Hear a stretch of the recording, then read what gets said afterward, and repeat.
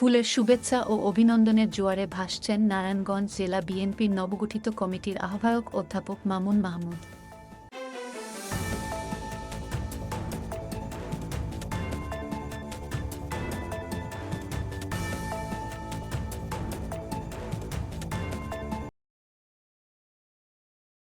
অধ্যাপক মামুন মাহমুদকে শুভেচ্ছা জানাতে বিভিন্ন ধরনের ফুলের তোড়া নিয়ে বিভিন্ন স্লোগানে ভিড় করছেন তার বাসভবনে।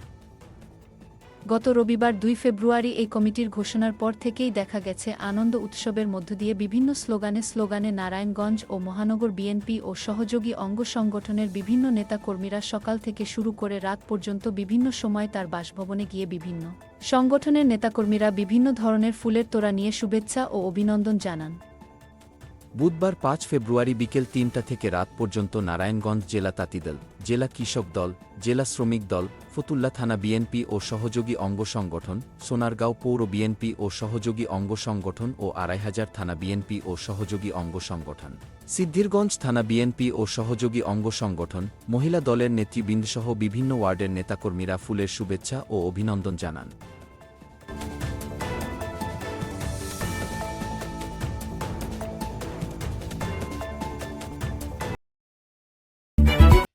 আলোকিত শীতলক্ষা সকল সংবাদ পেতে আমাদের ফেসবুক পেজে ফলো লাইক দিয়ে সাথে থাকুন।